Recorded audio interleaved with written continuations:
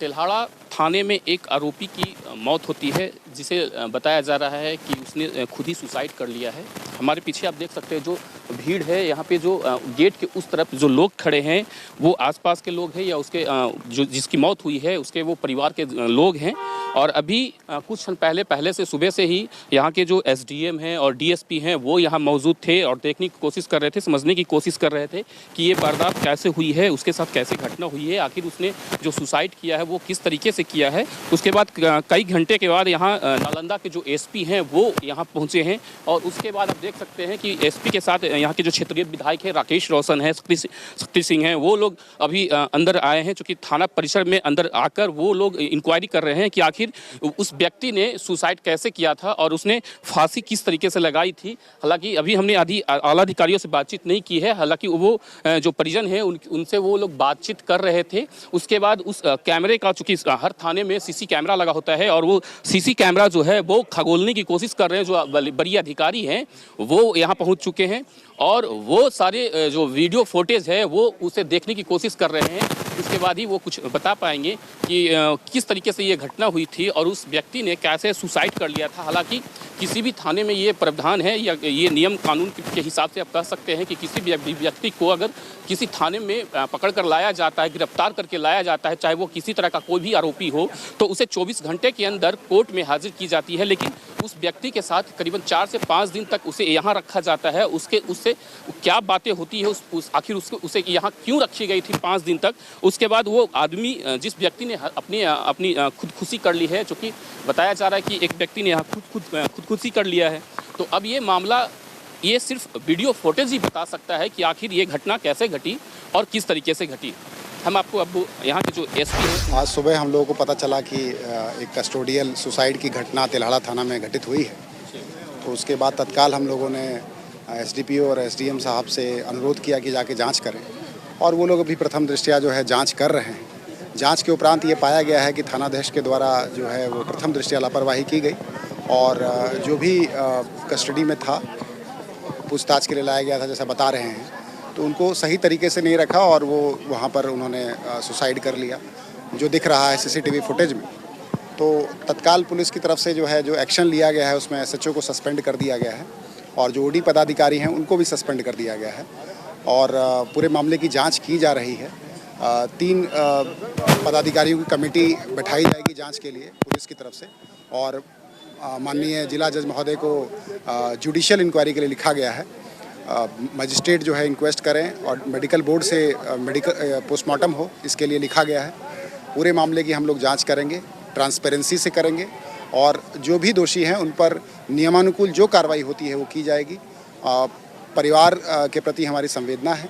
बेशक केस में पूछताछ के लिए लाया गया था, लेकिन उनके साथ ये दुखद हुआ है, तो हम उनके प्रति संवेदना रखते हैं, लेकिन हम लोग निष्पक्ष होकर जांच करेंगे। इसका मैं आश्वासन अभी परिवार को दे चुका हूं और आपके माध्यम से भी देना चाहता हूं। सर, इसमें एक छोटा बच्चा जो है देखने में नाबालिग लग रहा है और जैसा कि बताया जा रहा है उस बच्चे ने बताया है कि उसे भी उठाकर लाया गया जी, था। ये आरोप लगाया के बाद पिटाई करने के बाद उसे 1 लाख रुपए लेकर ये आरोप लगाया गया है। अब इस आरोप की जांच होगी। जैसा मैंने बताया कि 3 पदाधिकारियों की कमेटी, जो कि इस अनुमंडल के नहीं होंगे, दूसरे अनुमंडल को होंगे, वो उसमें डीएसपी रैंक के पदाधिकारी होंगे, इंस्पेक्टर रैंक के होंगे, वो मिल के इसकी जाँच करेंगे और सभी पहलुओं की जाँच होगी। फिलहाल तो सस्पेंड हो ही गए हैं, उन पर आरोप गठित होगा।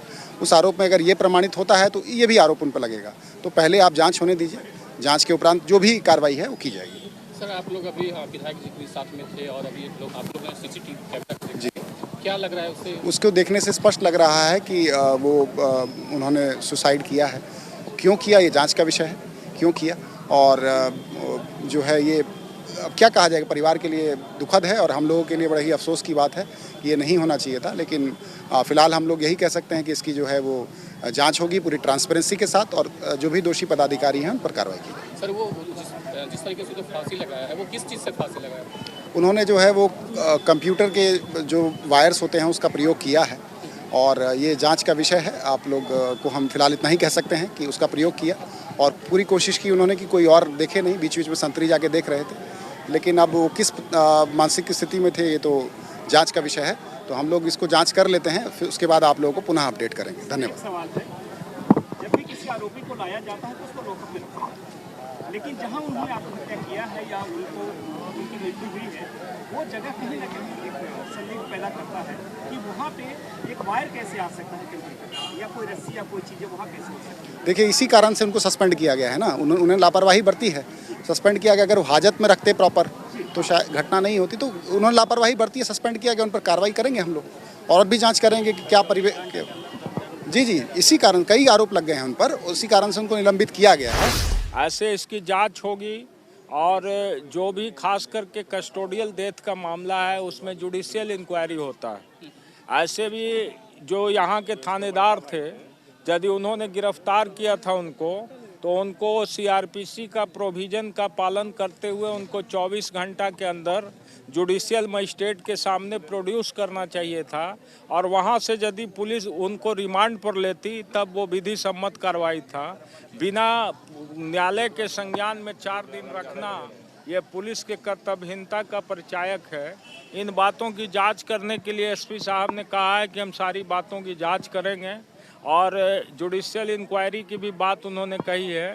तो अब तो सवाल है कि जो घटना घटित हो गया तो अब हम लोगों की जिम्मेवारी है कि उसको न्याय मिले, पीड़ित को न्याय मिले, उसके बाल बच्चा परिवार को न्याय मिले।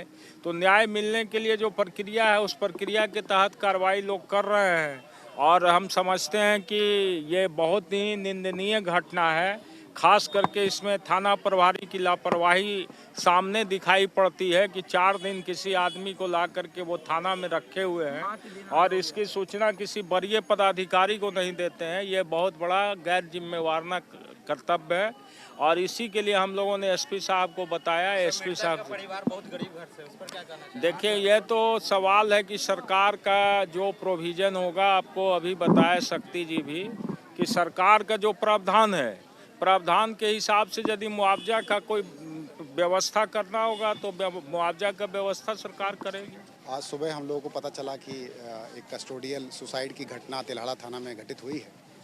तो उसके बाद तत्काल हम लोगों ने एसडीपीओ और एसडीएम साहब से अनुरोध किया कि जाके जांच करें और वो लोग अभी प्रथम दृष्टया जो है जांच कर रहे हैं। जांच के उपरांत ये पाया गया है कि थानाध्यक्ष के द्वारा जो है वो प्रथम दृष्टया लापरवाही की गई और जो भी कस्टडी में था, पूछताछ के लिए लाया गया था जैसा बता रहे हैं, तो उनको सही तरीके से नहीं रखा और वो वहाँ पर उन्होंने सुसाइड कर लिया, जो दिख रहा है सीसीटीवी फुटेज में। तो तत्काल पुलिस की तरफ से जो है जो एक्शन लिया गया है उसमें एसएचओ को सस्पेंड कर दिया गया है और जो ओडी पदाधिकारी हैं उनको भी सस्पेंड कर दिया गया है और पूरे मामले की जांच की जा रही है। 3 पदाधिकारियों की कमेटी बैठाई जाएगी जांच के लिए पुलिस की तरफ से और माननीय जिला जज महोदय को जुडिशियल इंक्वायरी के लिए लिखा गया है। मजिस्ट्रेट जो है इंक्वेस्ट करें और मेडिकल बोर्ड से मेडिकल पोस्टमार्टम हो, इसके लिए लिखा गया है। पूरे मामले की हम लोग जांच करेंगे, ट्रांसपेरेंसी से करेंगे और जो भी दोषी हैं उन पर नियमानुकूल जो कार्रवाई होती है वो की जाएगी। परिवार के प्रति हमारी संवेदना है।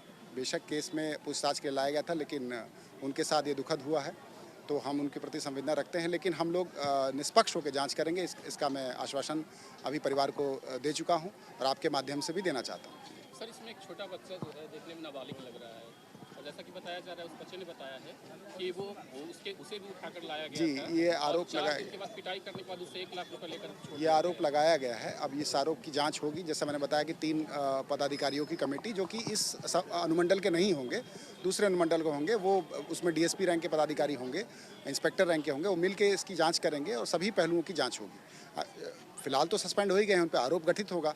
उस आरोप में अगर ये प्रमाणित होता है तो ये भी आरोप उन पर लगेगा। तो पहले आप जाँच होने दीजिए, जांच के उपरांत जो भी कार्रवाई है वो की जाएगी। सर, आप लोग अभी विधायक जी के साथ में थे और अभी आप लोग ने सीसीटीवी कैमरा जी, क्या लग रहा है उससे? उसको देखने से स्पष्ट लग रहा है कि वो उन्होंने सुसाइड किया है।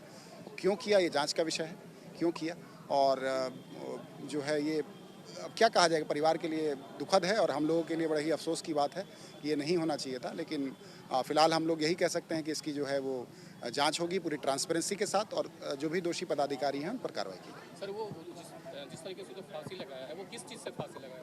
उन्होंने जो है वो कंप्यूटर के जो वायर्स होते हैं उसका प्रयोग किया है और ये जांच का विषय है। आप लोग को हम फिलहाल इतना ही कह सकते हैं कि उसका प्रयोग किया और पूरी कोशिश की उन्होंने कि कोई और देखे नहीं। बीच बीच में संतरी जाके देख रहे थे, लेकिन अब वो किस मानसिक स्थिति में थे ये तो जांच का विषय है। तो हम लोग इसको जांच कर लेते हैं, फिर उसके बाद आप लोगों को पुनः अपडेट करेंगे। धन्यवाद।